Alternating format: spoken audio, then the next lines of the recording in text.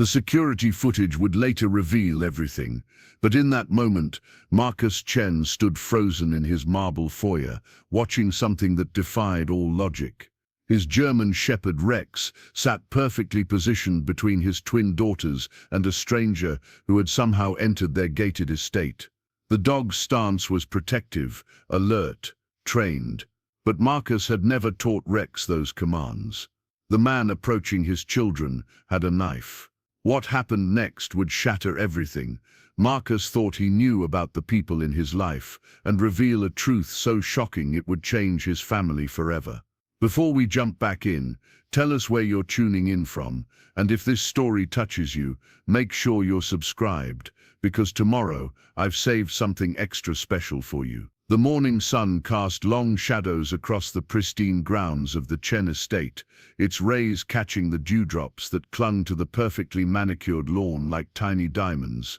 The mansion itself stood like a monument to success, its contemporary glass and steel design rising 4 stories above the sprawling gardens that surrounded it. Every detail spoke of wealth carefully curated and deliberately displayed, from the infinity pool that seemed to spill into the horizon to the imported Italian marble that lined the circular driveway. Inside this palace of modern luxury, 8-year-old twins Emma and Sophie Chen sat at the breakfast table in their school uniforms, their untouched plates of organic fruit and artisanal toast growing cold as they stared out the floor-to-ceiling windows. Their father, Marcus Chen, stood across the kitchen with his phone pressed to his ear, his voice sharp with the kind of authority that had built his tech empire from nothing into a billion-dollar corporation. "I don't care what the board thinks about the timeline," Marcus said into the device, his free hand adjusting his platinum watch. "If we don't launch by Q4, we lose the advantage. Make it happen." He ended the call with the same decisive finality that characterized every aspect of his life, then glanced at his daughters. "Girls, you need to eat. Sarah will drive you to school in 10 minutes. Emma, the more outspoken of the twins, looked up with eyes that held too much understanding for someone her age. "Dad, can't you drive us today? Just once?" Her voice carried a hope that had been disappointed too many times before.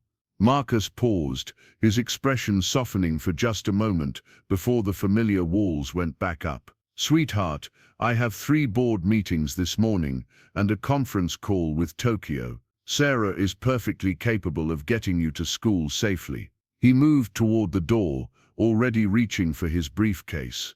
"We'll do something special this weekend, I promise."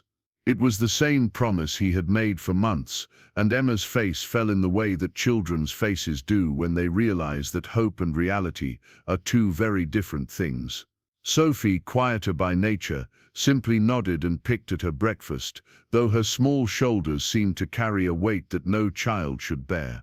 As Marcus disappeared into his home office, the sound of his leather shoes clicking against the marble echoed through the vast space, leaving behind a silence that felt heavier than it should in a house filled with every luxury money could buy.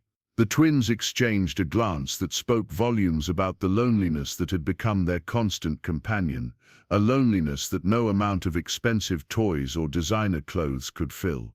Outside in the staff quarters, a modest apartment tucked discreetly behind the main house, Maria Santos was preparing for another day in the Chen household.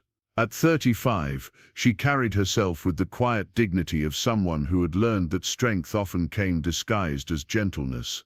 Her hands, calloused from years of honest work, moved efficiently as she gathered her cleaning supplies and prepared the lunch she would share with Rex, the German shepherd who had become her unlikely companion over the past 6 months. Maria had arrived at the Chen estate during one of the most difficult periods of her life. Her husband, Diego, had been diagnosed with early-onset Alzheimer's at the devastating age of 42. The disease had progressed with cruel swiftness, stealing away the man she had loved since they were teenagers and leaving behind someone who looked familiar but felt like a stranger.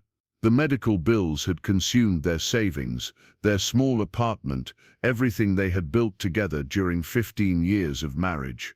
When the opportunity to work as a live-in housekeeper for the Chen family had presented itself, Maria had seen it as a lifeline. The salary was generous enough to cover Diego's care at a specialized facility, and the position included accommodation that would allow her to save money while remaining close enough to visit him regularly.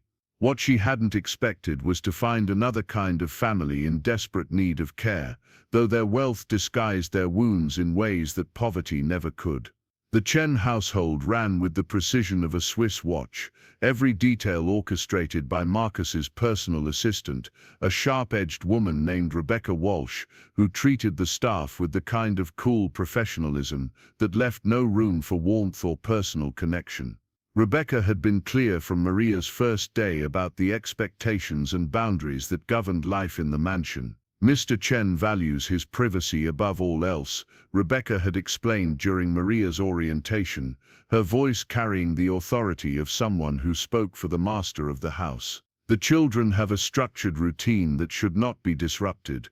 They attend Whitmore Academy, participate in supervised activities, and have designated study time. Your role is to maintain the household, not to involve yourself in family matters. The rules had seemed straightforward enough, but Maria quickly discovered that rules and reality were often two different things in the Chen household. Marcus left for the office before dawn and rarely returned before the children's bedtime. When he was home, he remained locked in his study, the glow of multiple computer screens visible through the gap beneath his door. Phone calls and video conferences extended deep into the night, his voice a constant murmur of deals and deadlines that seemed to consume every moment of his existence. Rebecca managed the children's schedules with military precision, arranging tutors and activities that filled every hour of their day, but somehow left them looking more isolated than ever.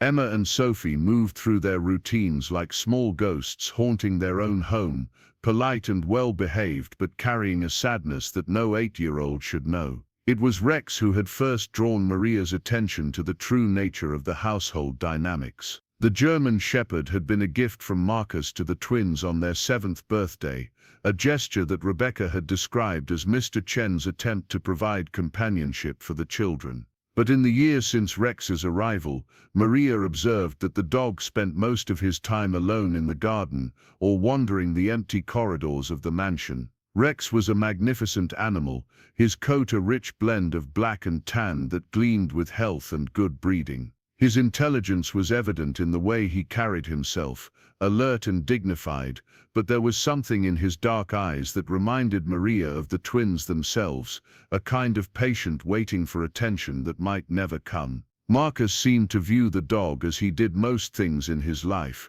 as a problem solved by the application of money rather than time or emotional investment. The breakthrough in Maria's relationship with both Rex and the children came during her 3rd week at the estate. She had been cleaning the main living area when she heard the sound of muffled crying coming from the library. Following the sound, she discovered Emma curled up in one of the oversized leather chairs, tears streaming down her face as she clutched a book to her chest. "What's wrong, little one?" Maria asked softly, setting down her cleaning supplies and approaching the child with the careful gentleness she might use with a wounded bird. Emma looked up with eyes that were red-rimmed and filled with a hurt that seemed far too large for her small frame. "I wanted to show Dad the story I wrote for school, but Rebecca said he's too busy and I should put it on his desk. But he never reads anything on his desk except work papers." The simple statement hit Maria like a physical blow. She recognized the particular pain that came from wanting to share something precious with someone who didn't have time to receive it. "May I read your story?" she asked, settling into the chair beside Emma. For the next 20 minutes, Maria listened as Emma read her story aloud, a fantastical tale about a princess who lived in a castle but felt lonely despite being surrounded by treasure. The parallels were not lost on Maria, and when Emma finished, she found herself blinking back tears of her own. "That's a beautiful story," Maria said honestly. "You have a real gift for writing." Emma's face brightened in a way that transformed her completely. "Do you really think so?" Rebecca says creative writing isn't practical and I should focus on mathematics and science. Before Maria could respond, Sophie appeared in the doorway, drawn by the sound of conversation. Rex padded silently beside her, his tail wagging tentatively, as if he too was hoping to be included in this moment of connection. Without thinking, Maria patted her lap, and Sophie climbed up beside her sister while Rex settled at their feet, his large head resting on Maria's shoe. In that quiet library, surrounded by books that no one had time to read, something fundamental shifted. Maria saw past the expensive clothes and privileged circumstances to the two little girls who simply wanted someone to listen to their stories and care about their dreams. And in that moment, she made a decision that would change everything. Over the following weeks, Maria began to weave herself carefully into the fabric of the twins' lives. She learned that Emma loved to write stories and draw pictures of fantastical creatures, while Sophie had a passion for astronomy and could name every constellation visible from their bedroom window. She discovered that both girls were academically gifted but struggled with social connections at their elite private school, where their father's wealth set them apart from classmates in ways that left them feeling isolated. Most importantly, Maria recognized that Rex was as starved for attention and purpose as the children themselves. The dog followed her through her daily routines, his intelligent eyes tracking her movements with an intensity that spoke of deep loneliness.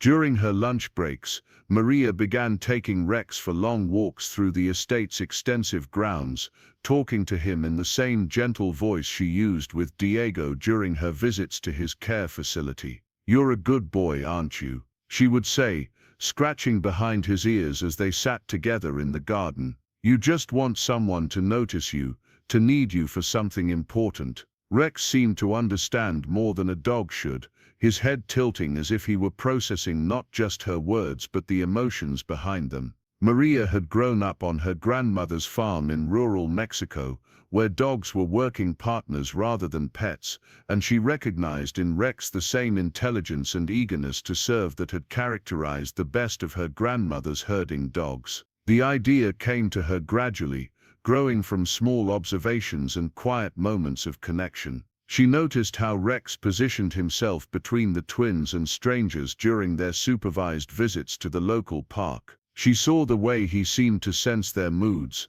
moving closer when they were sad and maintaining a protective distance when they needed space. Most tellingly, she observed how the dog's entire demeanor changed when Marcus was around, his body language shifting from relaxed companionship to alert attention, as if he were waiting for commands that never came. Marcus, for his part, seemed barely aware of Rex's existence. During the rare moments when he interacted with his daughters, his attention was divided between them and the phone that never left his hand. He would ruffle their hair absently while reading emails, or offer distracted responses to their questions while his mind was clearly elsewhere. The dog might as well have been a piece of furniture for all the notice Marcus gave him. It was during one of these scattered family moments that Maria witnessed something that would forever change her understanding of the household dynamics. She had been cleaning the kitchen when she heard Marcus's voice raised in frustration from his study.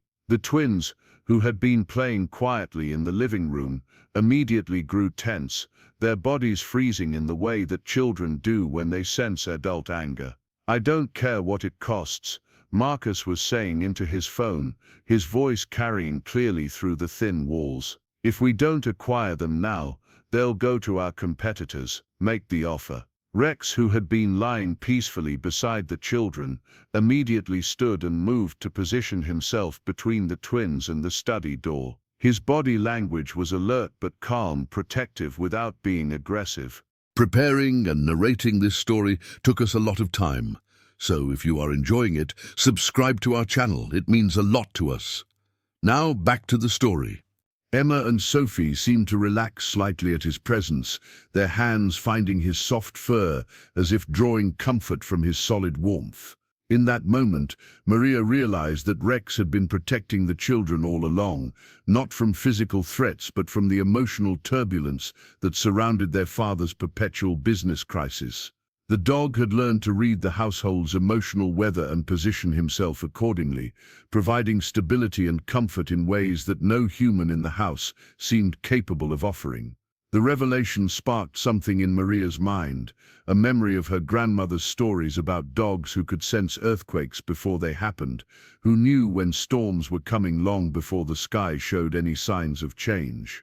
Rex possessed that same intuitive understanding, but instead of natural disasters, he was protecting against the more subtle destruction of emotional neglect.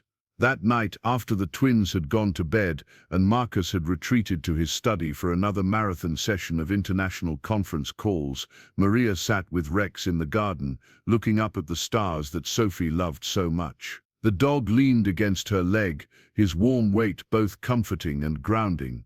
"What if we could help them?" she whispered to Rex, her voice barely audible above the gentle night sounds of the estate. "What if we could give you a real purpose and give them real protection?" Rex looked up at her with those intelligent dark eyes, and Maria could swear she saw understanding there, as if he had been waiting his entire life for someone to recognize what he was truly capable of becoming. The next morning brought the first test of Maria's growing suspicions about the household's hidden dynamics. She was preparing breakfast when she heard the sharp crack of breaking glass from the living room, followed immediately by Emma's frightened cry. Rushing toward the sound, Maria found the twins standing frozen beside an overturned vase, expensive crystals scattered across the marble floor like frozen tears. "It was an accident," Sophie whispered, her voice trembling with the kind of fear that seemed disproportionate to the situation. "We were just playing catch and the ball went too high." Before Maria could respond, the sound of Marcus's study door slamming open echoed through the house, followed by his heavy footsteps approaching at speed. Rex appeared instantly beside the children, his body positioned protectively between them and the approaching sound of their father's anger. Marcus entered the room like a storm front, his face dark with the kind of fury that had probably terrorized countless business opponents, but had no place in a conversation with frightened 8-year-olds. "What happened here?" he demanded, his voice carrying the weight of someone accustomed to immediate explanations and swift consequences. "It was an accident, sir," Maria said quickly, stepping forward to place herself beside Rex in the protective barrier he had created around the twins. "I'll clean it up immediately." Marcus's eyes swept the room, taking in the broken vase, his trembling daughters, and the strange tableau of the housekeeper and dog standing guard. For a moment something flickered across his expression, surprise perhaps, or recognition of how his anger was affecting his children. But the moment passed quickly, replaced by the familiar mask of controlled frustration. "That vase was worth more than most people make in a year," he said, his voice carefully modulated, but still carrying an edge that made both girls flinch. "Emma, Sophie, you know better than to play ball in the house. There are consequences for carelessness." "Yes, Daddy," they whispered in unison, their voices so small and defeated that Maria felt her heart crack a little more. As Marcus turned to leave, Rex did something unexpected. The dog moved forward slightly, not aggressively but with enough presence to draw Marcus's attention. For a brief moment, man and dog regarded each other, and Maria saw something pass between them, a kind of recognition that Rex was claiming his territory and his pack. Marcus frowned, clearly puzzled by the dog's behavior, but he was already reaching for his phone as it buzzed with another urgent call. "Rebecca will arrange for replacement and disposal," he said absently, answering the phone as he walked away. "Yes, I'm here. What's the situation in Singapore?" As his voice faded back toward the study, Maria knelt beside the twins, gathering them into a hug that she hoped would repair some of the damage his anger had caused. Rex pressed close to all three of them, his warm presence a reminder that protection could take many forms. "It's okay," Maria whispered, stroking their hair as they clung to her. "Everyone makes mistakes. That's how we learn to be more careful." "But now Daddy's angry at us," Emma said, her voice muffled against Maria's shoulder. "Your father isn't angry at you," Maria said gently, though she wasn't entirely sure she believed it herself. He's just worried about work, and sometimes worry comes out sounding like anger. As she cleaned up the broken crystal, Maria found herself thinking about protection in all its forms. Marcus protected his family by earning money, by providing them with luxury and security that most people could only dream of. But in his single-minded focus on financial security, he had forgotten about the other kinds of protection children needed: protection from feeling unloved, unimportant, invisible in their own home. Rex understood this instinctively. The dog had no training in child psychology or family dynamics, but he possessed something more valuable, an innate understanding of what it meant to be pack, to protect not just from external threats but from the more insidious dangers of emotional isolation and fear. That afternoon, while the twins were at school and Marcus was locked in yet another series of meetings, Maria made a decision that would change everything.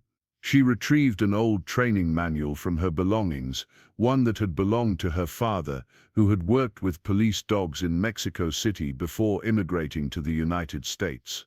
The book was worn and pages were loose, but the fundamentals it contained were timeless. Over the next several hours, Maria studied techniques for protection training, not the aggressive kind used for guard dogs, but the subtle, intelligent protection practiced by dogs who worked with vulnerable populations. She learned about positioning, about reading body language and environmental threats, about the difference between protective presence and protective action. Most importantly, she learned about bonding, how to create an unbreakable connection between a protection dog and his charges that would override every other instinct when danger threatened. When the twins returned from school that afternoon, their faces carrying the familiar weight of another day, spent trying to fit in among children who had never known real loneliness, Maria was waiting with Rex in the garden. She had prepared a simple snack of fresh fruit and homemade cookies, the kind of after-school comfort that most children took for granted, but that Emma and Sophie had never experienced. "How was school today?" Maria asked as they settled on the grass, Rex lying beside them with his head resting on Sophie's leg. "Boring," Emma said, though her tone suggested something deeper than academic dissatisfaction. "Mrs. Henderson wants us to write about our family for Parents' Day, but I don't know what to say." "What do you mean?" Maria asked gently. Sophie looked up from where she had been absently stroking Rex's ears. "All the other kids will write about family dinners and vacation trips and playing games with their parents. We can't write about work meetings and business trips." The simple statement hit Maria like a physical blow. These children, surrounded by every material advantage, were ashamed of their family because they understood instinctively that wealth without connection was just expensive loneliness. "What if we wrote about something different?" Maria suggested. "What if we wrote about the family we're building right here, right now?"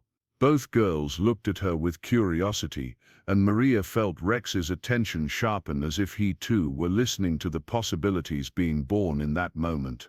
"What do you mean?" Emma asked. Maria looked around the garden, with its perfectly manicured beauty that no one ever had time to enjoy, then back at the two small faces that carried too much understanding and too little joy. "What if we wrote about learning to take care of each other, about how Rex is learning to watch over you, and how you're learning to understand what he needs?" "Like a team?" Sophie asked, her voice carrying the first note of genuine excitement Maria had heard from her. "Exactly like a team," Maria confirmed. "The best kind of family isn't just the people you're born with, sometimes it's the people who choose to stay and take care of each other." Rex lifted his head and looked directly at Maria, and she could swear she saw approval in his intelligent eyes.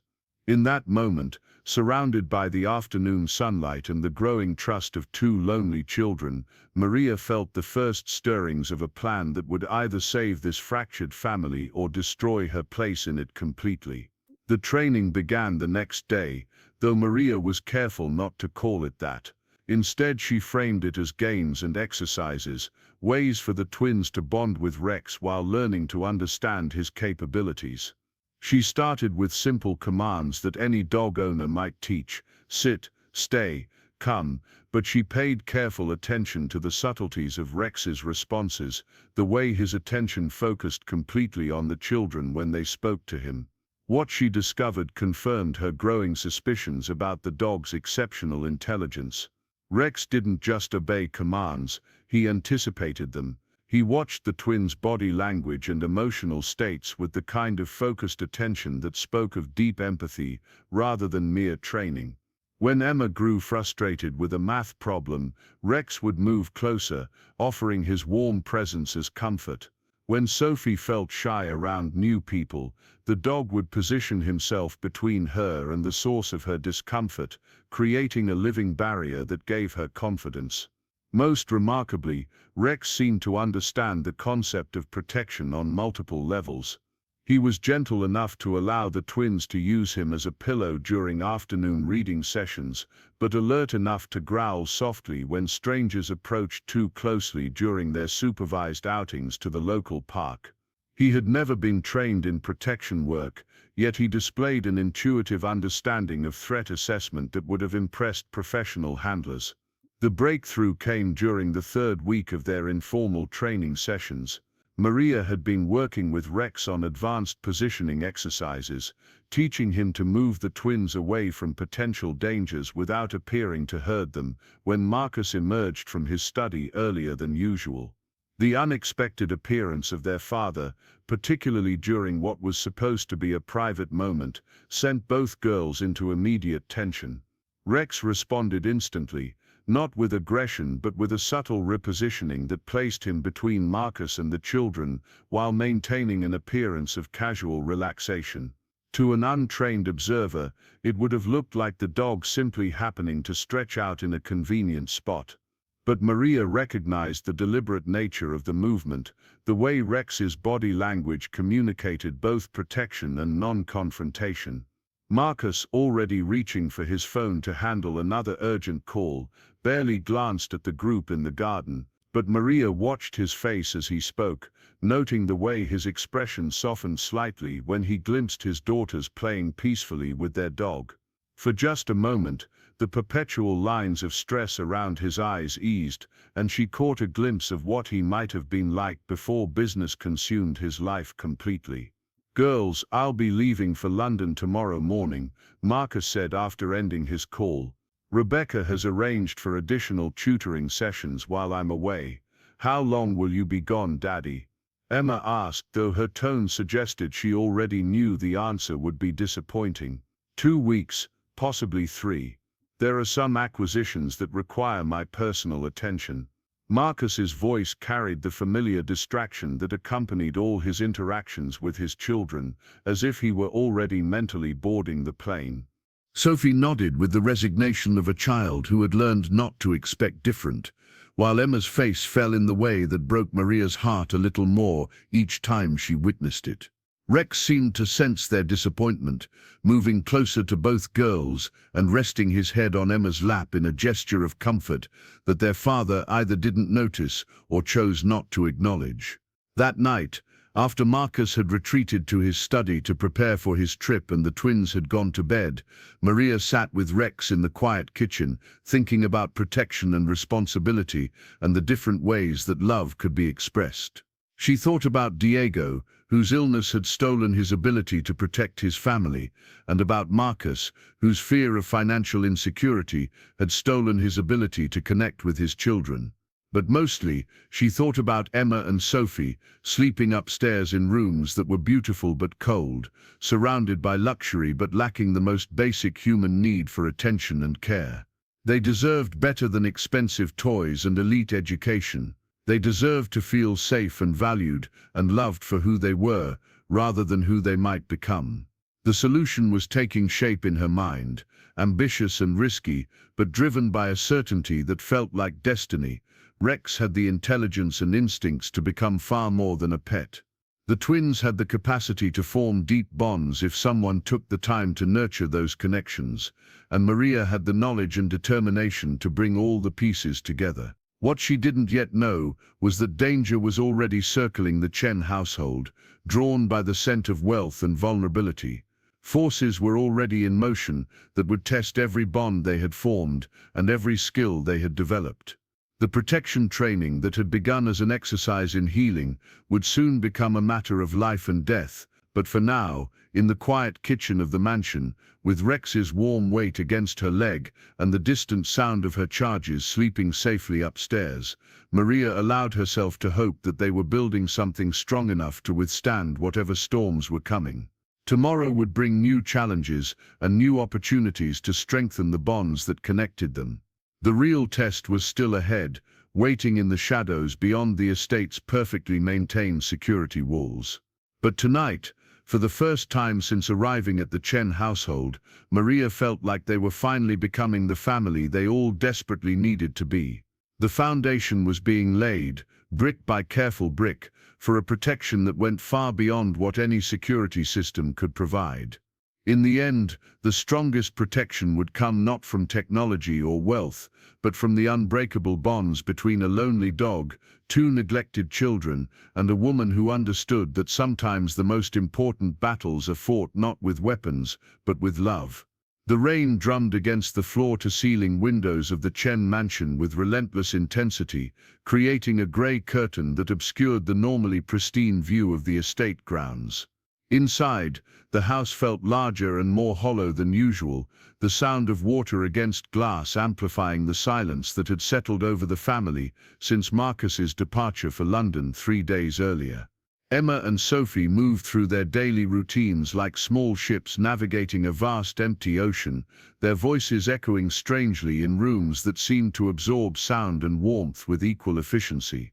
Maria watched the twins from the kitchen as they attempted to focus on their homework at the dining room table, their bodies hunched forward in concentration that seemed forced rather than natural. The expensive tutoring sessions that Rebecca had arranged were proceeding on schedule, but Maria could see the toll that the rigid academic structure was taking on children who desperately needed emotional connection rather than intellectual stimulation. Rex had positioned himself between the twins' chairs, his large body serving as a living bridge that connected them even when they were focused on separate assignments. The dog's presence had become so natural to their daily rhythm that Maria sometimes wondered if the children even realized how much they had come to depend on his steady companionship. But she noticed the way their shoulders relaxed when he was near, the way their breathing deepened when his warm bulk pressed against their legs. The transformation in Rex himself had been remarkable to witness. The listless, purposeless animal, who had wandered the mansion's corridors just weeks earlier, had been replaced by a creature of focused intelligence and protective instinct. The training sessions that Maria had disguised as games and bonding exercises had awakened something fundamental in the German shepherd's nature, a sense of mission that gave meaning to every moment of his existence. What had started as basic obedience work had evolved into something far more sophisticated. Rex now responded to subtle hand signals that Maria had taught the twins, positioning himself to provide comfort during stressful moments or creating physical barriers when they encountered situations that made them uncomfortable.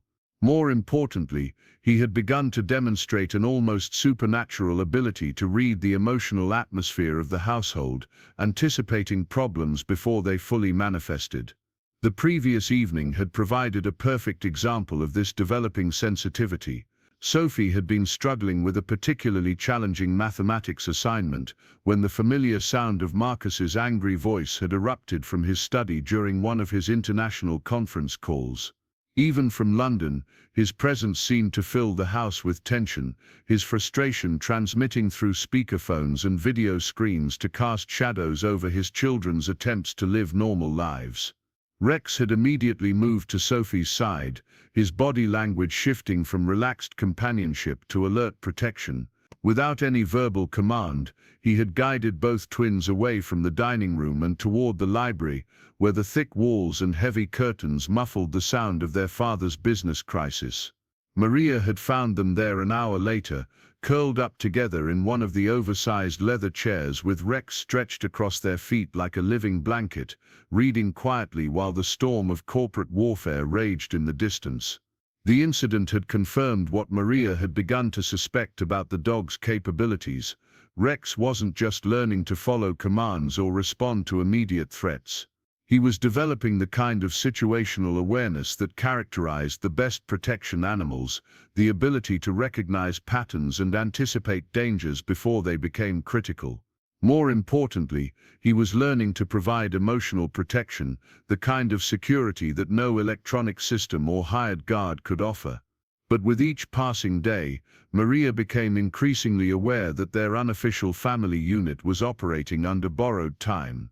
Rebecca's sharp eyes missed very little that happened within the mansion's walls, and the personal assistant had begun to show signs of suspicion about the growing bond between the housekeeper, the children, and their dog. During her daily check-ins with the twins, Rebecca's questions had become more pointed, her observations more detailed. "The children seem quite attached to you," Rebecca had mentioned to Maria during one of their brief encounters in the hallway. Her tone was carefully neutral, but there was an edge beneath the words that suggested disapproval. "Mr. Chen has always believed in maintaining appropriate boundaries between staff and family." Maria had responded with the same professional courtesy that she showed to all of Marcus's employees, but the warning was clear. The relationships she was building with Emma and Sophie were being noticed and evaluated according to standards that had nothing to do with the children's emotional well-being, and everything to do with maintaining the rigid hierarchy that governed the household. The challenge was complicated by the fact that Marcus himself remained largely oblivious to the changes taking place in his absence. Their video calls were brief and focused on practical matters, his attention divided between his daughters and the stream of urgent messages that continued to flow through his various devices. When Emma or Sophie attempted to share details about their days or their growing confidence with Rex, Marcus's responses were encouraging but distracted, the kind of automatic parental sounds that acknowledged without truly hearing. Maria had begun to understand that Marcus's emotional absence wasn't entirely intentional. She observed him during their video calls, noting the genuine warmth that flickered across his face when he looked at his daughters, the way his expression softened despite his obvious fatigue and stress. But those moments of connection were fleeting, overwhelmed by the constant pressure of building and maintaining an empire that seemed to demand every ounce of his energy and attention. The irony wasn't lost on her. Marcus worked endless hours to provide financial security for his family, driven by fears that probably stemmed from his own childhood experiences of economic uncertainty. But in his determination to ensure that Emma and Sophie would never know material want, he had created a different kind of poverty, an emotional scarcity that no amount of money could address. Rex seemed to understand this dynamic better than any human in the household. The dog had learned to differentiate between Marcus's physical presence and his emotional availability, adjusting his own behavior accordingly. When Marcus was home but preoccupied with work, Rex remained close to the twins, providing the steady attention that their father couldn't offer. When Marcus made genuine attempts to connect with his daughters, Rex would withdraw slightly, giving them space to rebuild bonds that were always fragile and easily disrupted. The sophistication of the dog's responses continued to amaze Maria. During one of their recent training sessions, she had been working with Rex on advanced positioning techniques when Emma had inadvertently dropped a glass of juice. The crash of breaking glass had sent both twins into immediate panic, their bodies freezing with the kind of fear that spoke of previous negative experiences with household accidents. Rex had responded with lightning speed, but not in the way that Maria had expected. Instead of moving to comfort the children directly, he had positioned himself between them and the study where Marcus would normally have been working, creating a protective barrier even though the room was empty. His body language had communicated calm alertness rather than defensive aggression, and his presence had been enough to help the twins move past their initial panic and begin cleaning up the spilled juice. The incident had revealed something important about the emotional programming that was taking place within the household. The children had learned to associate broken objects with paternal anger, their nervous systems primed to expect punishment for normal childhood accidents. Rex was learning to interrupt that programming, providing a sense of safety that allowed them to respond to mistakes with problem-solving rather than fear. But the training wasn't proceeding without challenges. Rex's growing protectiveness occasionally manifested in ways that could become problematic if not carefully managed. When the twins' regular tutor had raised his voice during a frustrating lesson about European history, Rex had immediately moved to place himself between the man and the children, his body language shifting to something that, while not overtly threatening, had been unmistakably protective. Maria had been forced to intervene quickly, redirecting Rex's attention while reassuring the tutor that the dog was simply being friendly. But the incident had highlighted the delicate balance she was trying to maintain between developing Rex's protective instincts and ensuring that those instincts didn't interfere with normal social interactions. The tutor, Dr. Harrison, was an elderly academic who had been working with wealthy families for over 2 decades. His reaction to Rex's behavior had been more curious than alarmed, and after the session ended, he had lingered to speak with Maria about what he had observed. "That's quite an remarkable animal, Dr. Harrison had said, watching Rex settle into his usual position beside the twins as they worked on their assignments. "I've seen many dogs in many households, but I've never encountered one with such sophisticated social awareness.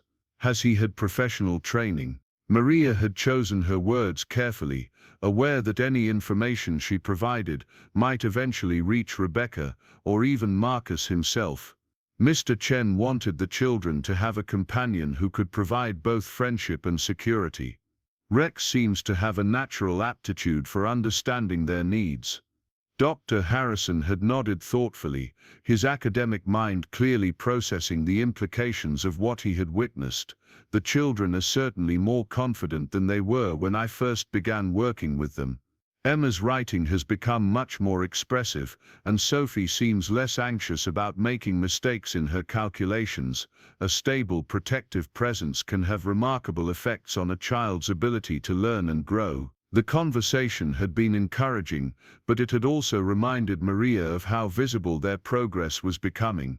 The changes in Emma and Sophie weren't subtle anymore. They laughed more easily, spoke up more confidently, and demonstrated the kind of natural curiosity that had been suppressed by months of walking on emotional eggshells. Their growing bond with Rex was obvious to anyone who spent time observing them, and that visibility brought its own risks. Those risks became more apparent during Marcus's 4th day away, when Rebecca arrived for her usual morning inspection with an expression that suggested trouble brewing beneath her professional veneer. She moved through the mansion with particular attention to details that normally received only cursory examination, her sharp eyes cataloging everything from the arrangement of furniture to the distribution of dog toys throughout the living areas. The children seemed quite comfortable with their pet, Rebecca observed as she watched Emma and Sophie practice the subtle hand signals that Maria had taught them for communicating with Rex. To an outside observer, the interaction might have looked like simple play, but Rebecca's trained eye seemed to detect the underlying structure and purpose. "Children and dogs often develop strong bonds," Maria replied carefully, continuing to dust the bookshelf while keeping one eye on the twins and their companion. Mr. Chen was wise to choose such an intelligent breed. Rebecca's smile was thin and professional, the kind of expression that revealed nothing while somehow managing to convey disapproval. Intelligence in pets can be a double-edged sword. It's important to ensure that proper boundaries are maintained, that the animal doesn't develop inappropriate attachments or protective behaviors that might interfere with household security protocols. The warning was delivered with the same neutral tone that Rebecca used for discussing catering arrangements or scheduling conflicts, but Maria understood the subtext clearly. The personal assistant was documenting changes in the household dynamic, building a case for intervention that could result in Rex's removal or Maria's dismissal. That afternoon, while the twins were at school and Rebecca was attending to Marcus's business affairs, Maria made a decision that she knew carried significant risk. She called Dr. Harrison and arranged for an additional session that evening, one that would allow her to demonstrate Rex's capabilities under controlled conditions while providing documentation of the positive effects that the dog's presence was having on the children's development. Dr. Harrison arrived promptly at 6 o'clock, his professional demeanor carrying a hint of curiosity about the unusual nature of the request. Maria had prepared carefully for the session, setting up scenarios that would showcase Rex's abilities while appearing to be natural interactions between children and their pet. The demonstration began simply enough, with Emma and Sophie working on their regular assignments, while Rex maintained his usual protective positioning. But as the evening progressed, Maria introduced subtle complications that allowed the dog's training to become more apparent. When Sophie grew frustrated with a challenging science problem, Rex immediately moved to provide comfort, his presence calming her enough to approach the work from a different angle. When Emma became excited about a creative writing assignment and began speaking more loudly, Rex gently guided her attention back to her sister, helping her moderate her voice without any verbal correction from the adults. Most impressively, when a delivery truck arrived unexpectedly at the front gate, Rex's behavior shifted immediately to alert protection mode. He positioned himself between the children and the potential source of disturbance, his body language communicating readiness without aggression. When Maria gave him a subtle hand signal, he relaxed back to his normal state, but his awareness of the external situation remained heightened until the truck departed. Dr. Harrison observed everything with the focused attention of someone who understood both child development and animal behavior. When the session concluded and the twins had gone upstairs to prepare for bed, he remained in the living room, his expression thoughtful as he processed what he had witnessed. "That was quite extraordinary," he said finally, his academic reserve giving way to genuine amazement. "I've worked with families who employed professional protection dogs, but I've never seen anything quite like what that animal demonstrated tonight. The level of situational awareness, the subtle communication with the children, the ability to provide comfort and security simultaneously, it's remarkable." Maria felt a surge of pride mixed with apprehension. Dr. Harrison's professional endorsement was exactly what she had hoped to achieve, but she was also aware that his observations would inevitably find their way into the reports he filed about the children's progress. "Rex seems to have a natural understanding of what the children need," Maria said carefully. "Mr. Chen has always wanted them to feel safe and protected." Dr.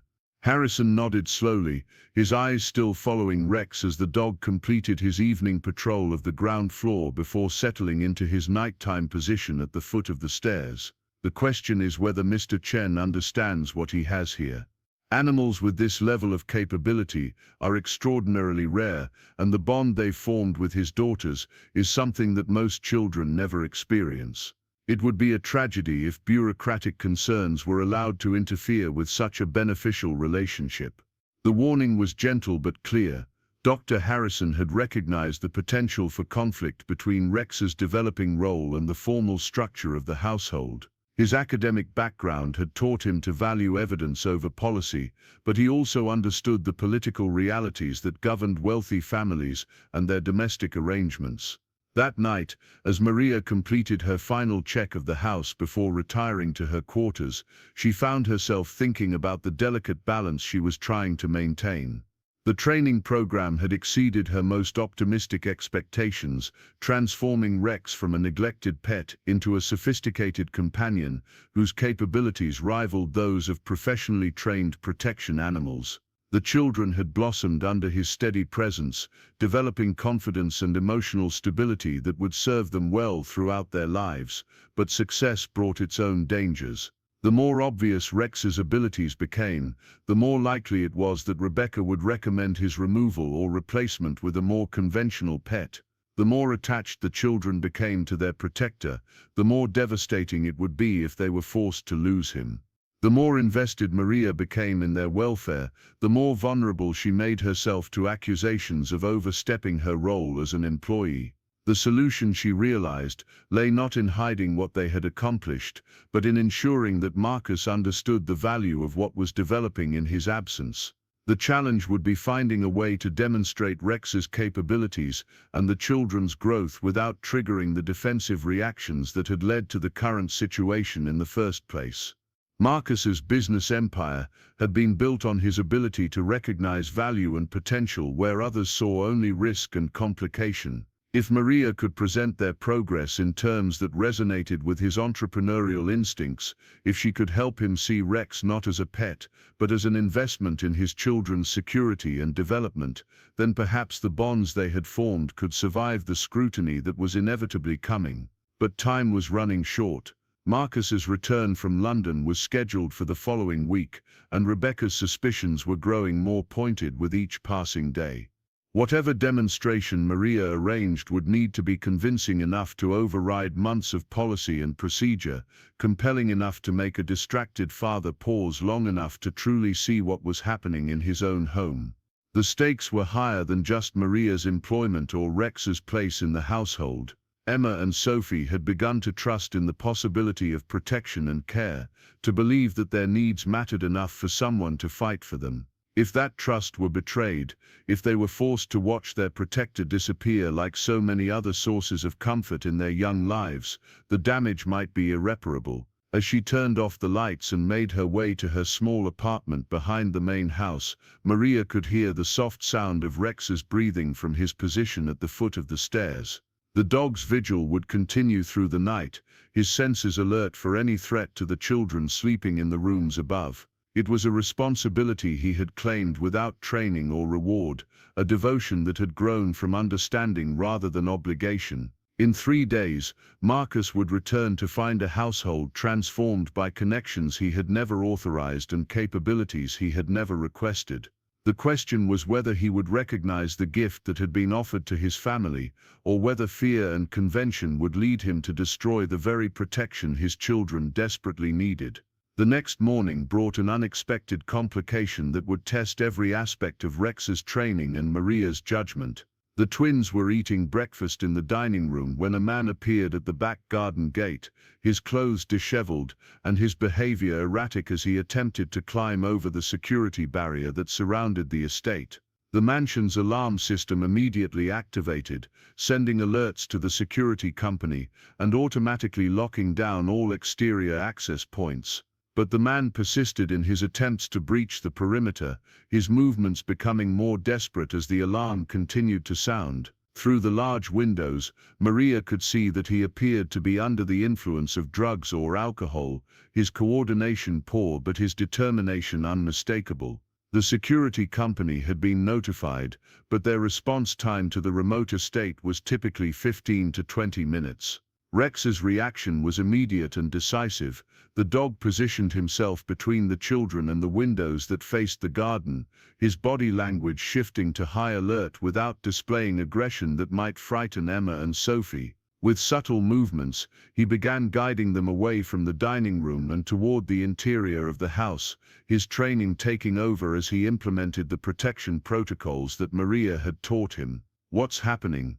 Emma asked, her voice tight with the kind of anxiety that suggested she had inherited her father's tendency to expect the worst from unexpected situations. "Someone is confused and trying to get into the garden," Maria explained calmly, following Rex's lead as he continued to move the children toward the central hallway where they would be furthest from any exterior access points. "The police are coming to help him, but we're going to stay inside until they arrive." Sophie's eyes were wide with fear, but she remained calm as Rex pressed gently against her side, his warm presence providing the reassurance that no adult words could offer. The dog's training was performing exactly as Maria had hoped, keeping the children safe while avoiding the kind of traumatic experience that aggressive protection might have created.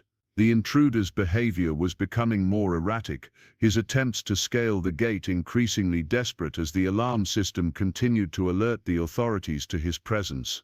Maria watched through a carefully positioned mirror as he eventually abandoned his climbing attempts and began searching for other ways to access the property, his movements suggesting someone in the grip of either addiction or mental illness. Rex maintained his protective position throughout the ordeal, his attention divided between monitoring the external threat and providing comfort to his charges. When the police finally arrived and began the process of safely removing the intruder from the property, the dog's alertness gradually decreased, but he didn't fully relax until the man had been taken away and the all-clear signal had been given. The incident had lasted less than 30 minutes, but its implications were enormous. Rex had performed flawlessly under actual threat conditions, protecting the children without frightening them while maintaining the kind of situational awareness that would have impressed professional handlers.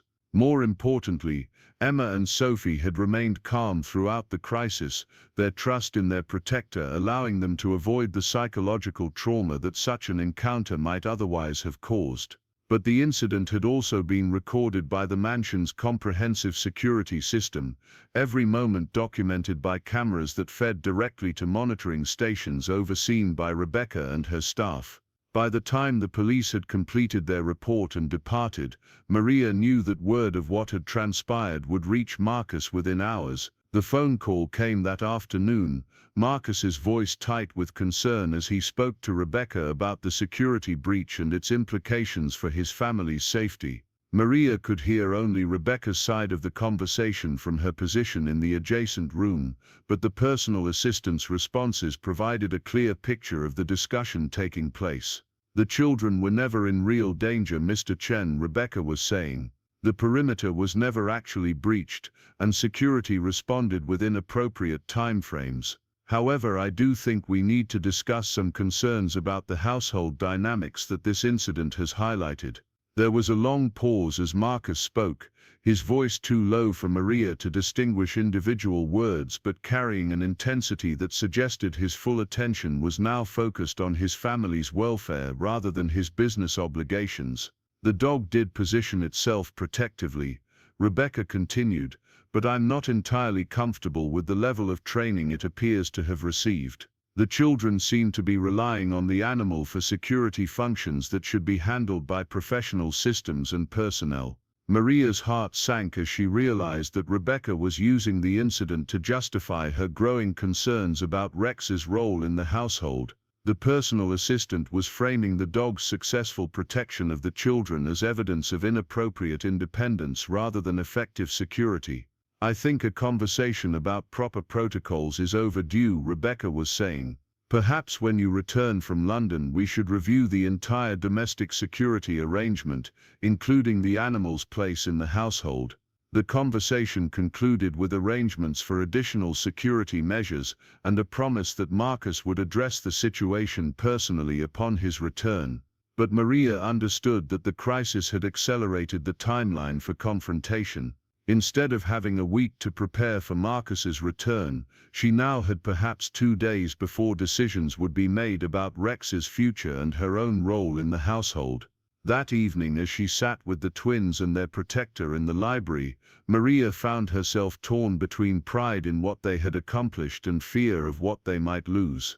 Rex had proven himself under actual threat conditions, demonstrating capabilities that exceeded anything she had dared hope for when she first began his training. The children had shown remarkable courage and trust, responding to crisis with the kind of calm confidence that would serve them well throughout their lives. But success had also exposed them to scrutiny that might result in the destruction of everything they had built. The bonds between the children and their protector, the skills that Rex had developed, the security that all of them had found in their makeshift family, all of it was now subject to evaluation by people who measured value in terms of policy compliance rather than emotional well-being. As she watched Emma read aloud to her sister while Rex listened with the focused attention of someone who understood that protection took many forms, Maria realized that the real test was still ahead. The crisis in the garden had been brief and external, resolved by the intervention of authorities and the effectiveness of physical security measures. The crisis that was coming would be internal and ongoing, a battle for the soul of a family that had finally begun to heal. It would require all of the courage and intelligence that Rex had demonstrated, all of the love and determination that Maria had discovered within herself, and all of the trust and resilience that Emma and Sophie had developed over the past few weeks. The outcome would determine whether the Chen household continued on its path toward becoming a real family, or whether fear and convention would triumph over love and protection. In 48 hours, Marcus would return to find a situation that challenged everything he thought he knew about his children, his home, and the people he had entrusted with their care. The question was whether he would have the wisdom to recognize what he was truly seeing, or whether the most precious gift his family had ever received would be lost to misunderstanding and fear. The black sedan pulled through the estate gates at precisely 11:30 on a Tuesday morning, its arrival announced by the soft hum of expensive German engineering, rather than the usual fanfare that accompanied Marcus Chen's return from international business trips. Maria watched from the kitchen window as the car glided up the circular driveway, her hands unconsciously tightening around the coffee mug she had been holding for the past 20 minutes without taking a single sip. Inside the vehicle, Marcus sat with his phone pressed to his ear, his voice carrying the familiar intensity of someone conducting business at the speed of thought. Even returning home after 2 weeks abroad, he remained tethered to the empire that demanded his constant attention, his focus divided between the family he was returning to and the deals that never paused for personal considerations. Emma and Sophie were in the garden with Rex, their Tuesday morning free period typically spent in what had become their favorite spot beneath the ancient oak tree that dominated the estate's landscape. They were unaware of their father's arrival, absorbed in a complex game that involved Rex following elaborate hand signals while they constructed what appeared to be an obstacle course from garden furniture and playground equipment. From her vantage point in the kitchen, Maria could observe both the children's innocent play and Marcus's approach, two worlds that were about to collide in ways that would determine the future of everything they had built together. The security incident from 3 days earlier had accelerated the timeline for confrontation, but it had also provided irrefutable evidence of Rex's capabilities under actual threat conditions. Rebecca appeared in the kitchen doorway with the punctuality of someone whose life was governed by schedules and protocols. Her expression carried the professional neutrality that characterized all of her interactions, but Maria detected an underlying tension that suggested the personal assistant understood the significance of the next few hours. "Mr. Chen will want a full briefing about the security incident," Rebecca said, her voice carrying the authority of someone who spoke for the master of the house. "I've prepared a comprehensive report, but he may have questions about the specifics of how the situation was handled." Maria nodded, though she understood that Rebecca's report would likely focus on policy violations and unauthorized activities rather than the successful protection of the children. The personal assistant had never approved of the growing bond between the housekeeper, the twins, and their dog, viewing it as a dangerous deviation from the rigid hierarchy that governed the household. "The children performed admirably during the crisis," Maria said carefully, choosing words that acknowledged the incident without revealing the extent of Rex's training. "They remained calm and followed safety protocols exactly as they should have." Rebecca's smile was thin and professional, the kind of expression that revealed nothing while somehow managing to convey skepticism. "Yes, their behavior was quite mature for children their age, though I do wonder about the source of their confidence in such a stressful situation." The implication was clear, but before Maria could respond, the sound of car doors closing announced Marcus's physical arrival at the mansion. Through the window, she could see him gathering his briefcase and phone while speaking rapidly to someone who was presumably still in London, his attention already shifting between the personal and professional demands that defined his existence. In the garden, Rex's head lifted suddenly, his keen senses detecting his master's presence long before the children noticed anything unusual. The dog's body language shifted subtly from playful engagement to alert awareness, though he maintained his position with Emma and Sophie, rather than abandoning them to greet the returning patriarch. This small detail filled Maria with both pride and apprehension. Rex's loyalty had evolved beyond simple pack hierarchy to encompass a sophisticated understanding of his primary responsibility. The children's safety and emotional well-being had become his first priority, superseding even his natural desire to acknowledge the alpha presence that Marcus represented. Marcus entered through the front door with the focused energy of someone transitioning between worlds, his expensive shoes clicking against the marble floor as he moved through the foyer toward his study. The sound carried clearly through the mansion's open architecture, and Maria saw Emma and Sophie's heads turn toward the house with expressions that mixed hope and uncertainty. "Daddy's home," Sophie whispered, her voice carrying a complex blend of excitement and anxiety that spoke volumes about the emotional landscape of the Chen household. Rex immediately moved closer to both girls, his body language shifting to provide comfort and reassurance without drawing attention to the change in his positioning. The dog had learned to read the children's emotional responses to their father's presence, understanding that Marcus's return always brought a complicated mixture of joy and stress that required careful management. "Should we go inside and say hello?" Emma asked, though her tone suggested she already knew the answer would depend on factors beyond her control. Maria watched through the window as Marcus disappeared into his study, the familiar pattern of his homecoming routine already asserting itself.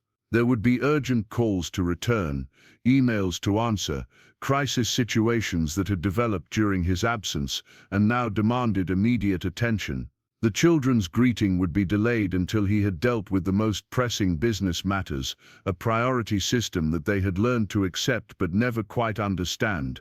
Rebecca's voice carried from the study as she began her briefing about the security incident, her professional tone providing a carefully sanitized version of events that emphasized policy concerns over human elements.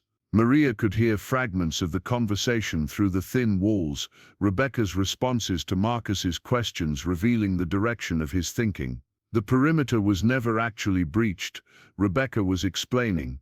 "However, the incident did highlight some concerns about our domestic security protocols, particularly regarding the role of the family pet in emergency situations." There was a pause as Marcus responded, his voice too low for Maria to distinguish individual words, but carrying an intensity that suggested his full attention was now focused on his family's welfare rather than his business obligations. "The dog did demonstrate protective behaviors," Rebecca continued, "but I'm concerned about the level of independence it seems to have developed. The children appear to be relying on the animal for functions that should be handled by professional security personnel." Maria's heart sank as she realized that Rebecca was using Rex's successful protection of the children as evidence against him, rather than in his favor. The personal assistant was framing the dog's capabilities as a liability rather than an asset, a deviation from established protocols, rather than an enhancement to family security. In the garden, Emma and Sophie had abandoned their game and were moving toward the house with Rex at their side, their excitement about their father's return overriding their understanding of his need for transition time. Maria watched through the window as they approached the back door, their faces bright with anticipation of a reunion that might or might not include the warm reception they hoped for. The moment of truth arrived as the twins entered the kitchen, their school uniforms slightly disheveled from their morning play, but their eyes shining with genuine happiness at their father's return. Rex followed at their heels, his attention divided between monitoring their emotional state and maintaining awareness of the broader household dynamics. "Maria, is Daddy really home?" Emma asked, though the answer was obvious from the sound of voices carrying from the study. "Can we go see him now?" Before Maria could respond, Marcus appeared in the kitchen doorway, his expression softening as he caught sight of his daughters for the first time in 2 weeks. The transformation was immediate and genuine, the hard lines of business stress giving way to something warmer and more human as he knelt to embrace them. "There are my girls," he said, his voice carrying an emotion that was rarely heard during his business calls. "I missed you both so much." The reunion was everything that Emma and Sophie had hoped for, their father's attention focused entirely on them as they competed to share stories about school and activities, and the small adventures that had filled his absence. For several minutes the kitchen was filled with the kind of family warmth that the mansion rarely experienced, genuine connection replacing the formal interactions that typically characterized their relationship. Rex remained positioned nearby, his body language relaxed but attentive as he observed the family dynamic. Maria noticed that the dog made no attempt to insert himself into the reunion, understanding instinctively that this moment belonged to the human members of his pack. but his presence provided a subtle foundation of security that allowed the children to express themselves more freely than they might have otherwise. It was Sophie who first mentioned the security incident, her natural honesty overriding any adult attempts to manage the information flow. "Daddy, there was a scary man who tried to climb the fence, but Rex kept us safe inside until the police came," she said, her voice carrying pride in her protector rather than fear about the incident itself. Marcus's expression immediately shifted to concern, his parental instincts overriding his business mindset as he processed his daughter's casual reference to danger. "A man tried to climb the fence. When did this happen? Were you frightened?" Emma, always quick to support her sister, added her own perspective to the story. "Rex knew what to do. He moved us away from the windows and stayed with us until everything was okay. We weren't scared because he was taking care of us." The simple statements hit Marcus with the force of revelation. His daughters were describing a level of protection and security that went far beyond anything he had expected from a family pet. More importantly, they were expressing confidence and trust in a way that suggested their relationship with Rex had become fundamental to their sense of safety and well-being. For the first time since his arrival, Marcus's attention focused entirely on the German Shepherd who had been quietly observing the reunion. Rex met his gaze with the steady confidence of an animal who understood his own worth and purpose, his intelligent eyes reflecting a depth of commitment that transcended simple pet ownership. "Show me exactly what happened," Marcus said, his voice carrying the authority of someone accustomed to gathering complete information before making important decisions. "I want to understand how Rex protected you during this incident." What followed was a spontaneous demonstration that revealed the full extent of Rex's capabilities and the children's trust in their protector. Emma and Sophie guided their father through a recreation of the security incident, showing him how Rex had positioned himself between them and potential danger, how he had guided them to safety without causing panic, how he had maintained protective awareness while providing emotional comfort. Marcus watched with growing amazement as his daughters communicated with Rex through subtle hand signals and body language, their coordination speaking of hours of practice and deep mutual understanding. The dog responded to their directions with precision that rivaled professional training, his movements deliberate and intelligent rather than simply obedient. "Who taught him to do this?" Marcus asked, his question directed at his daughters, but his eyes seeking Maria's position near the kitchen counter.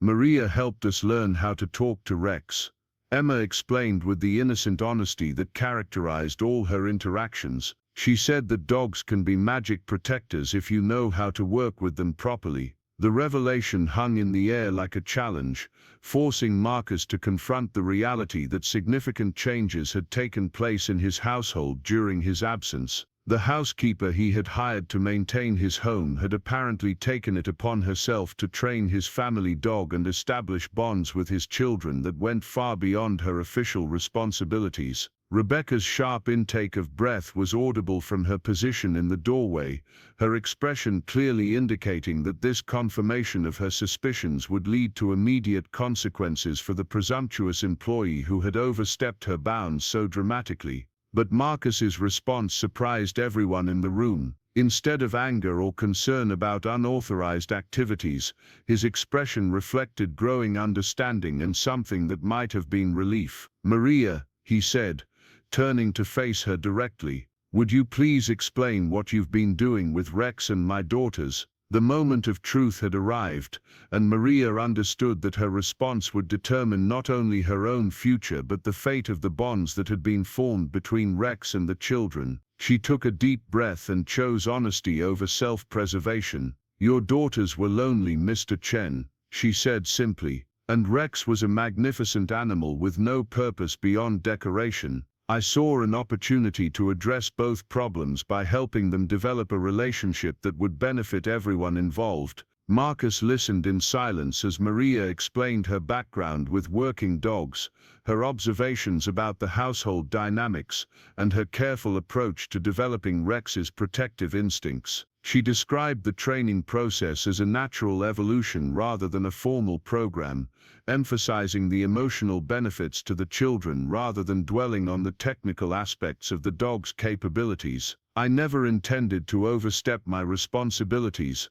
Maria concluded, "but I couldn't watch your daughters struggle with isolation when there was a solution available that would help them feel safe and loved." The kitchen fell silent as Marcus processed what he had heard, his business-trained mind weighing the implications of unauthorized activities against the obvious benefits that had resulted from Maria's intervention. Rebecca's disapproval was palpable, but the happiness and confidence radiating from his daughters provided a counter-argument that no policy manual could address. It was Rex himself who broke the stalemate, the dog moving with deliberate purpose toward Marcus and assuming a position that was both respectful and confident. The German Shepherd's body language communicated readiness to serve while maintaining the dignity that characterized his relationship with the children. Marcus knelt slowly, extending his hand toward Rex with the caution of someone who understood that he was being evaluated as much as he was evaluating. The dog accepted the gesture with grace, allowing Marcus to touch his head while maintaining eye contact that spoke of mutual recognition and respect. "You've been taking care of my daughters," Marcus said quietly, his words directed at Rex but intended for everyone in the room. "You've been doing the job that I should have been doing myself." The admission hung in the air like a confession, acknowledging failures that went far beyond simple absence or distraction. Marcus had built an empire to protect his family, but in the process he had forgotten that protection took many forms, and that some of the most important security couldn't be purchased with money or implemented through technology. "Rebecca," Marcus said, rising to face his personal assistant with an expression that combined authority with newfound clarity, "I want you to arrange for professional evaluation of Rex's capabilities. Contact the best protection dog trainers in the country and have them assess what Maria has accomplished." Rebecca's face reflected shock and disapproval in equal measure. "Mr. Chen, I don't think that's necessary. The proper protocol would be to return the animal to standard pet status and ensure that household staff maintain appropriate boundaries with family members."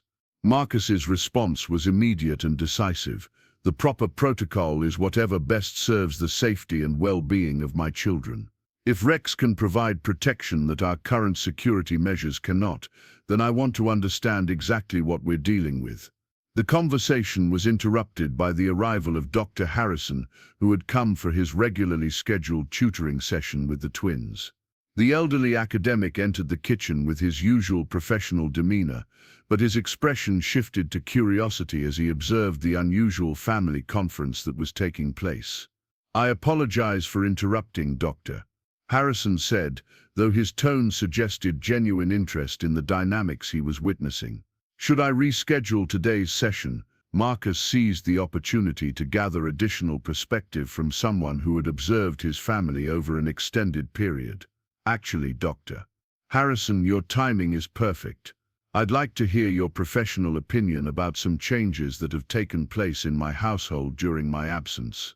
What followed was an impromptu evaluation that would have impressed any corporate boardroom. Harrison provided detailed observations about the twins' improved confidence, their enhanced ability to focus during stressful situations, and their development of emotional regulation skills that typically took years to acquire. "The children have undergone a remarkable transformation, Doctor," Harrison explained, his academic training evident in the precision of his observations. "Emma's writing has become significantly more expressive and emotionally mature, while Sophie has developed mathematical reasoning skills that exceed expectations for her age group." Marcus listened intently as the tutor described specific examples of growth and development, correlating the timeline of improvements with the period when Maria had been working with Rex and the children. "The evidence was overwhelming and undeniable.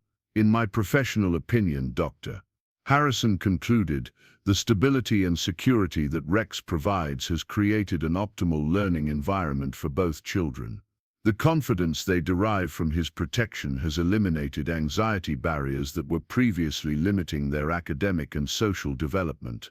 Rebecca's expression grew increasingly strained as the weight of professional opinion aligned against her policy-based objections. But before she could voice further concerns, the conversation was interrupted by an unexpected development that would provide the ultimate test of everything that had been discussed. The mansion's security system activated suddenly, its automated voice announcing the detection of unauthorized personnel on the estate grounds. Through the kitchen windows, Maria could see two men moving through the garden with purposeful intent, their clothing and equipment suggesting professional rather than random intrusion. Marcus immediately reached for his phone to contact security services, but Rex's reaction was faster and more decisive than any human response could have been. The dog moved instantly to position himself between the family and the potential threat, his body language shifting to high alert while maintaining the calm control that characterized his training. "Everyone away from the windows," Maria said quickly, her voice carrying the authority of someone who had prepared for exactly this situation. "Rex will guide us to the safe room." What happened next unfolded with the precision of a choreographed performance. Rex began moving the family toward the interior of the house, his positioning and pace calculated to provide maximum protection while minimizing panic. Emma and Sophie responded to his guidance with complete trust, their confidence in their protector allowing them to remain calm despite the obvious danger. Marcus found himself following a dog's lead for the first time in his adult life, his business-trained instincts for control giving way to recognition that Rex possessed capabilities that exceeded his own in this particular situation. Dr. Harrison and even Rebecca moved according to the German Shepherd's subtle direction, the dog's authority transcending human hierarchies in the face of genuine threat.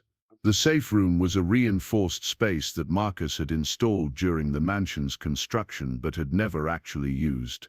Rex led them there with unerring accuracy, his training somehow encompassing knowledge of the house's security features that no one had explicitly taught him. As they secured themselves in the safe room, Marcus activated the advanced monitoring system that provided real-time surveillance of the estate grounds. The screens revealed that the intruders were indeed professionals, their movements and equipment suggesting a carefully planned operation rather than opportunistic crime. "How did they breach the perimeter?" Rebecca asked, her voice tight with concern about the failure of security systems that she had personally overseen. "They didn't," Marcus replied, studying the surveillance feeds with growing understanding. "They're still outside the fence line, but they're conducting surveillance and testing our response protocols." The realization that this was a planned probe rather than a random break-in added a new dimension to the threat assessment. Someone with significant resources was testing the Chen family's security arrangements, gathering intelligence about vulnerabilities and response capabilities. Rex's behavior throughout the crisis was nothing short of extraordinary. The dog maintained protective positioning while monitoring the surveillance feeds, his attention divided between immediate family security and broader threat assessment. When the professional security team finally arrived to intercept the intruders, Rex's alertness decreased gradually rather than immediately, his instincts recognizing that the threat had been neutralized but not eliminated. As the all-clear signal was given and the family emerged from the safe room, Marcus found himself looking at his household with completely different eyes. The crisis had revealed capabilities and relationships that transformed his understanding of what constituted real security for his family. "Maria," he said, his voice carrying a respect that had been absent from their previous interactions, "I owe you an apology and a debt of gratitude that I'm not sure I can ever repay." The housekeeper's response was characteristically modest. "I only did what anyone would do when they see children in need of protection." Marcus shook his head, his expression reflecting new understanding about the nature of the gift that had been offered to his family. "What you did was extraordinary. You saw potential where others saw problems. You created solutions where others saw only complications. In the days that followed Marcus's return, the Chen household underwent a transformation that went far beyond simple policy changes or staff adjustments. The professional evaluation that Marcus had ordered confirmed what Dr. Harrison had observed and what the family had experienced firsthand. Rex possessed capabilities that ranked among the finest protection dogs in the world, but more importantly, his bond with Emma and Sophie represented the kind of security that no amount of money could purchase. The training program that Maria had developed was expanded and formalized, with professional consultants brought in to enhance Rex's already remarkable skills while preserving the emotional foundation that made his protection so effective. The twins' education was restructured to include components that built on their confidence and leadership abilities, skills that their experience with Rex had begun to develop. Most significantly, Marcus began the difficult process of restructuring his business obligations to allow for genuine participation in his daughters' lives. The empire that had consumed his attention remained important, but it no longer took precedence over the family relationships that gave his success meaning and purpose. Rebecca's role in the household evolved as well, her policy-focused approach giving way to recognition that the most important protocols were those that served human needs rather than administrative convenience. The personal assistant who had once viewed Maria as a threat to established order became an advocate for the unconventional family structure that had proven so beneficial to the children's development.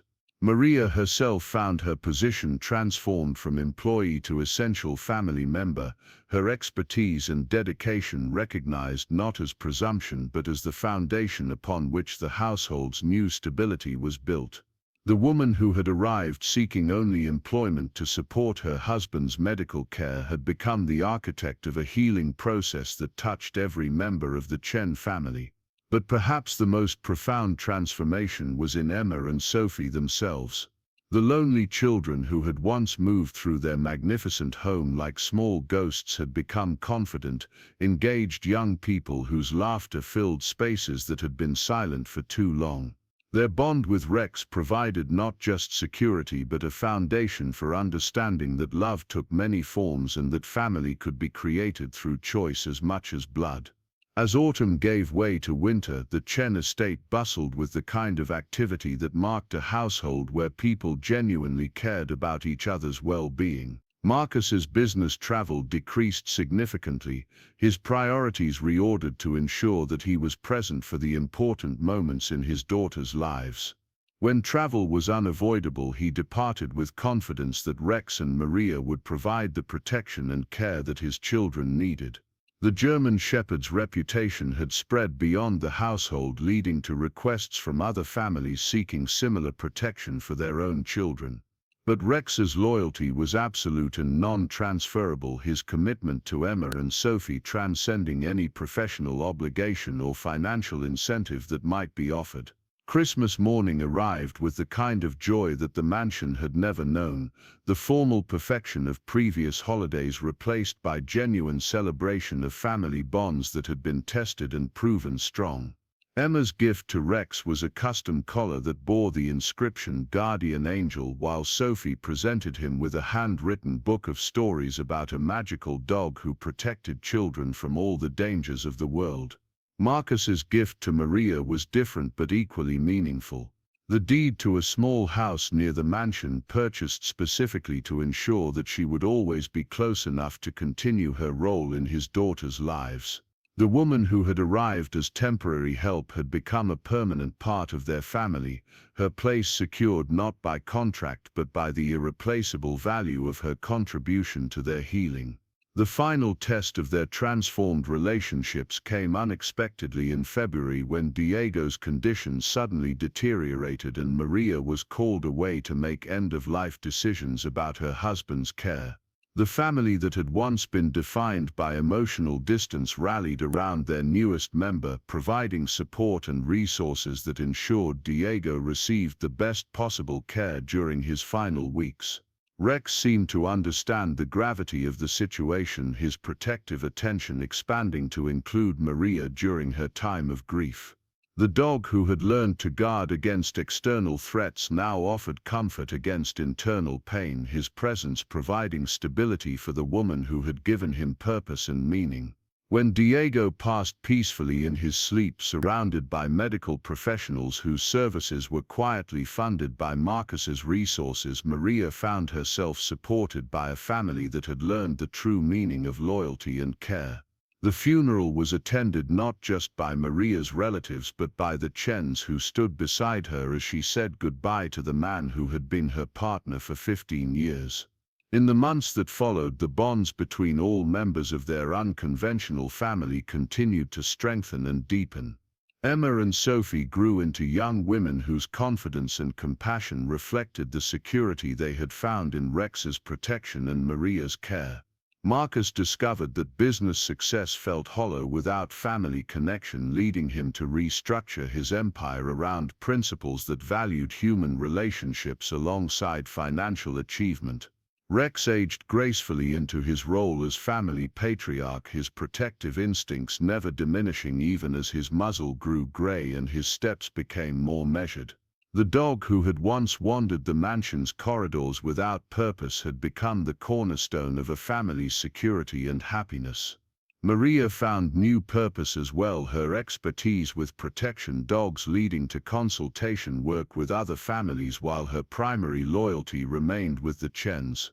The woman who had arrived seeking only employment had discovered that sometimes the most important work couldn't be measured in salary or benefits but in the immeasurable value of lives transformed through love and dedication.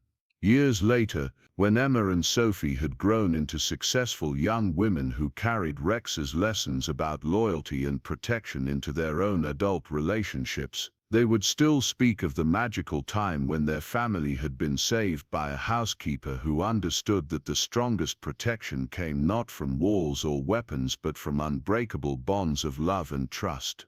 The mansion that had once echoed with loneliness became a symbol of what was possible when people chose to see potential rather than problems, when they valued connection over convention, and when they understood that the most precious security was found not in what money could buy but in what hearts could build together. Rex lived to the remarkable age of 15, his final years filled with the satisfaction of a mission accomplished and a family protected. When his time came, he passed peacefully in the garden where he had first learned to be a guardian, surrounded by the people whose lives he had transformed and who had in turn given his life meaning beyond anything he could have imagined. The legacy of their unlikely family endured long after Rex's passing, inspiring other households to look beyond conventional arrangements and recognize that love and protection could take forms that defied traditional expectations. The story of a lonely dog, 2 neglected children, and a devoted woman who brought them together became a testament to the power of choosing to care, even when caring meant taking risks that others would consider unwise. In the end, Marcus Chen's empire prospered not just because of his business acumen but because he had learned the most important lesson of all, that true wealth was measured not in dollars or deals but in the strength of the bonds that connected people who had chosen to become family. And at the heart of that family's foundation lay the memory of a German shepherd who had taught them all that the greatest protection was love freely given and gratefully received. Up next, you've got 2 more standout stories right on your screen. If this one hit the mark, you won't want to pass these up. Just click and check them out.